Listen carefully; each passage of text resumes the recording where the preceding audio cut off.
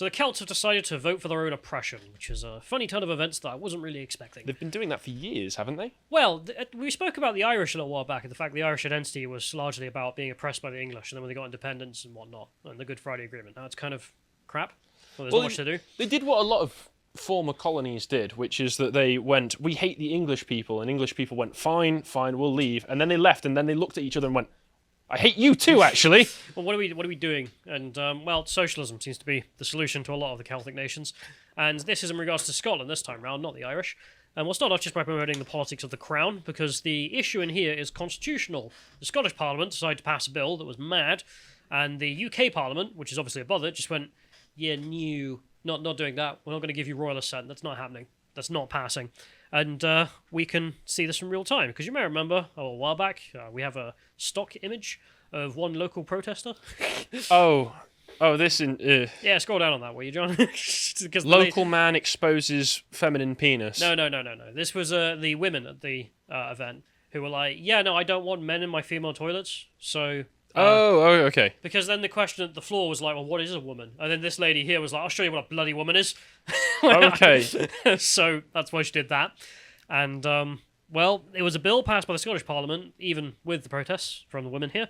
It disestablished what a woman was. Good job. And criminalised saving gay people from feelings that they were transgender. And if you wonder what the hell I'm referring to there, Andrew Doyle, local gay man, has the deets. The cast interim report, which was clear that children struggling with gender, most of them turn out to be gay, require psychological support. This ban on trans conversion therapy could criminalise such support, thereby greenlighting gay conversion therapy. So there you have that. You're allowed to convert gay men or gay women into becoming trans men or trans women, but the reverse is not going to be allowed, because that would be evil and wrong. So, conversion therapy when I suit it. Listen, surgeons got to make their money somehow, okay? Yeah, so, of course you have the, people who are not in the alphabet, but are homosexual or bisexual, etc., being like, well, this is cancer. That's very offensive of you to say. The Home Office is not pleased. Well, they could send me a letter. And then you've got the women, a small group of British society, but women in general, also quite upset. And as Michael Tracy notes, even of the general population, when you break it down, no one's interested in what the Scottish government were proposing, because they're proposing that if you say you're a woman, you're a woman. So disestablish me what a woman is in law. Great. Or a man therein as well.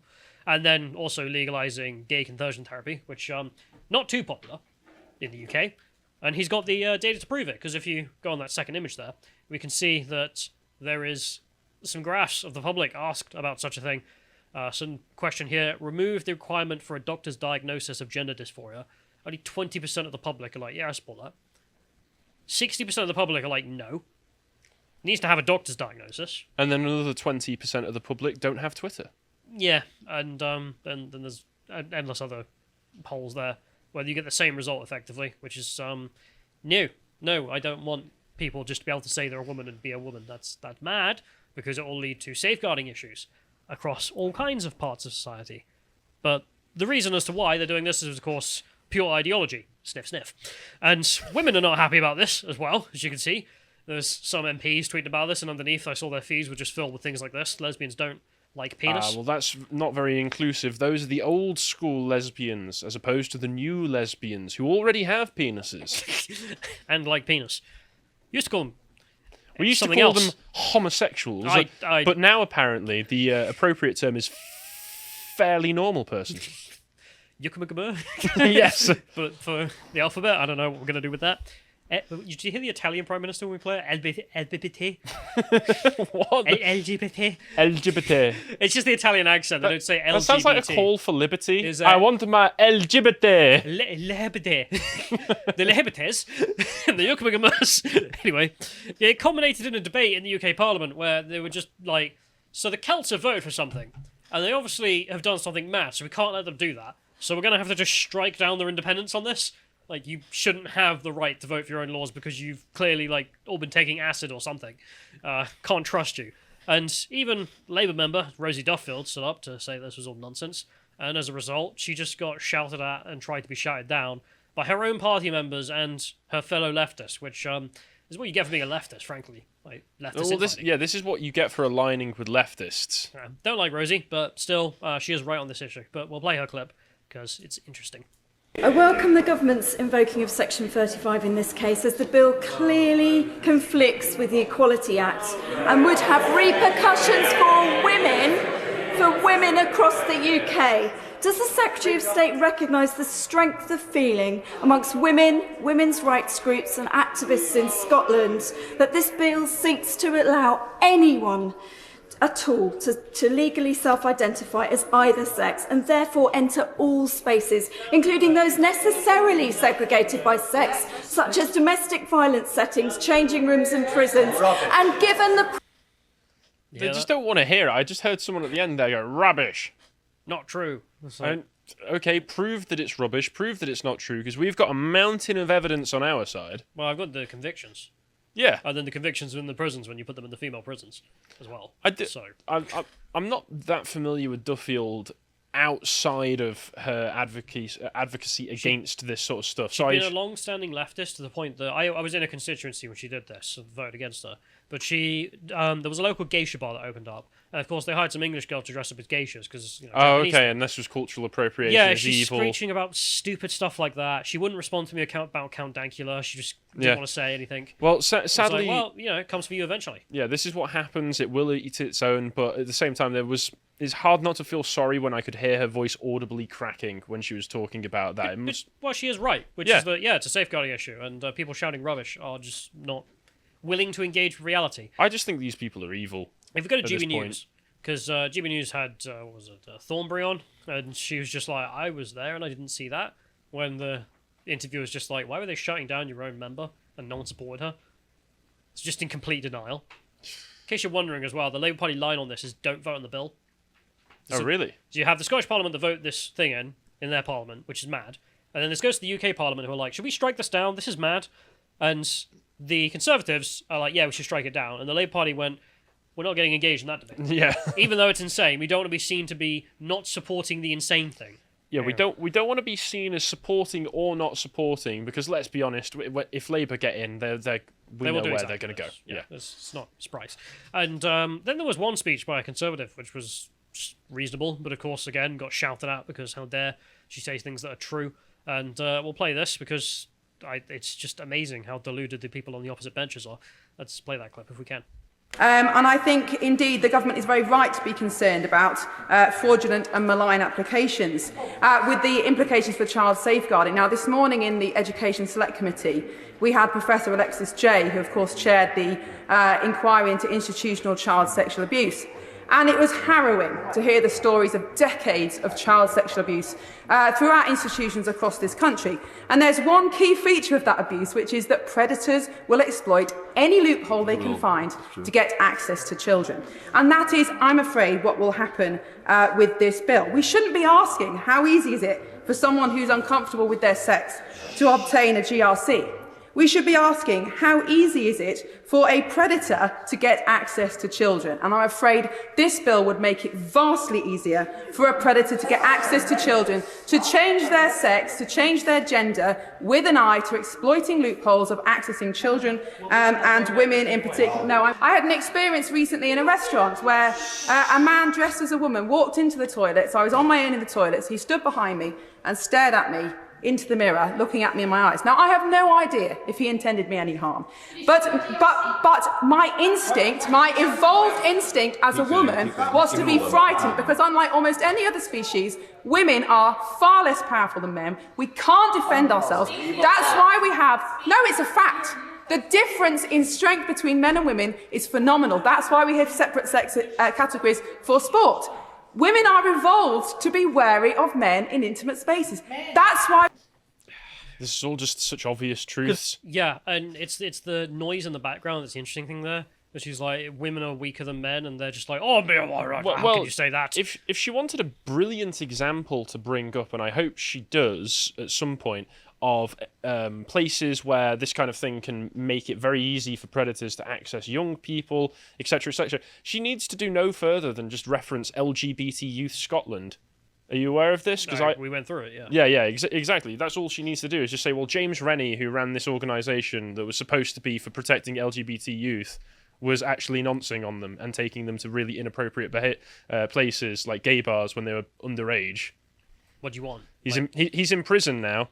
I also love at the end of that where she's talking about the fact that women should be safe in female spaces, and someone just shouts out men. Just because she's talking about the fact that men shouldn't be allowed in female spaces, and they're like, yeah, men. I was like, yeah. Of course they're screaming, no, they're trans women. They're not men. I was like, okay, whatever. All right, show me the actual real difference. Yeah, and we'll end this off, at least this debate here, with someone screeching, which is the opposite bench, and we'll see what their argument was. Let's play that. Just me, that speech was probably one of the worst transphobic dog whistle speeches that I've heard in an awful long time. The idea of linking trans people with predators, frankly, is disgusting, and you should be ashamed. Is there an argument, or is it just moral outrage? Calm down. Calm down. The speaker just tells her, shut up. Stop with your phony outrage. It's embarrassing. Yeah. I will say he had some rather suspect Nancy physiognomy, but that's just my opinion. That's your judgment on the man's appearance, not what he's been up to. And but there is actually something interesting on this. Just before we play the next clip, we'll get this tweet up, because this individual, remember this?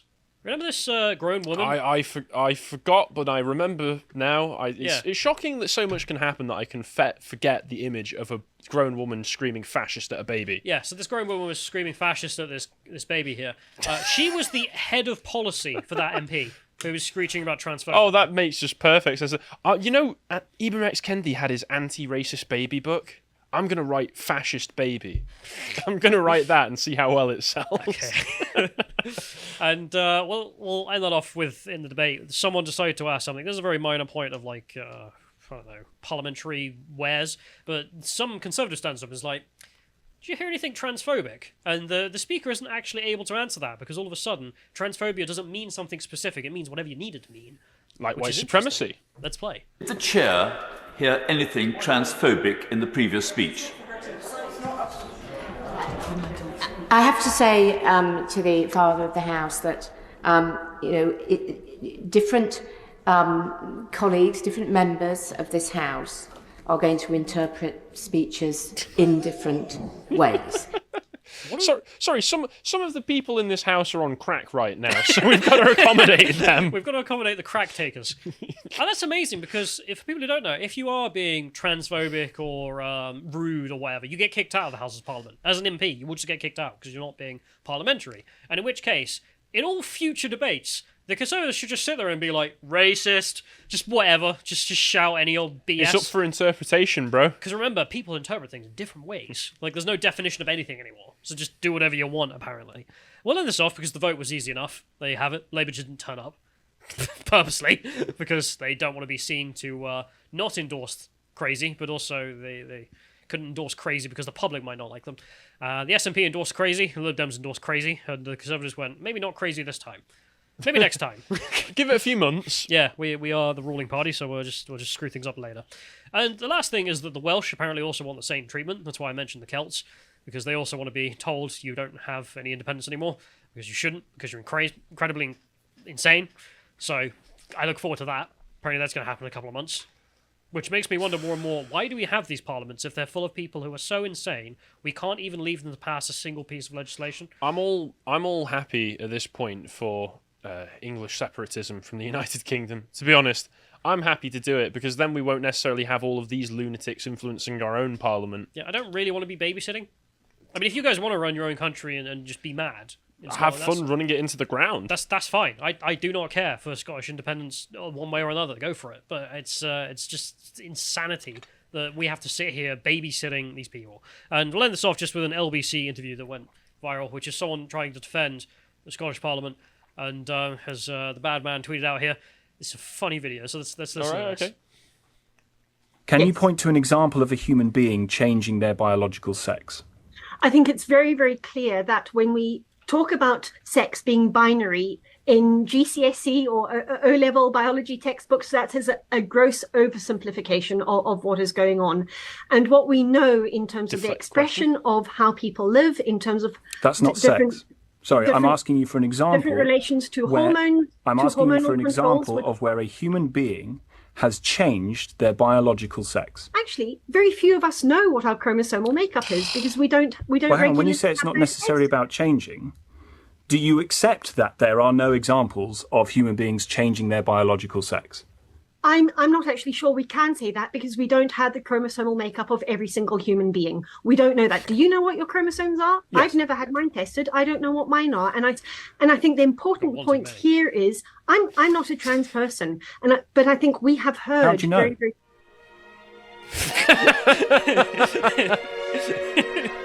That's a good question. I thought the only way to know is to have your chromosomes tested. But it's not only true, it's also funny how it's a weird inverse of the what is a trans woman, because of course there's been a nice roadblock because they can't define it, because they say a trans woman is a trans woman who thinks they're a trans woman, it's a circle, right? But how do you know if you're trans? Is another question outside of this, which is even funnier. And if you can't know what your actual sex is because biological sex isn't real, bro. Yeah, and they won't define it that way. They'll say, well, you think it. You think that you're trans, therefore you're trans. In which case, if it's all in your head... If you appreciated that segment from the podcast of the Lotus Eaters, you can go to lotuseaters.com to get access to all the premium content we have on the site, such as the Epoch series we do, this one on Caligula. If you'd like to find out what else we're putting out, you can follow us on Getter at lotuseaters_com on Getter. Thank you and goodbye.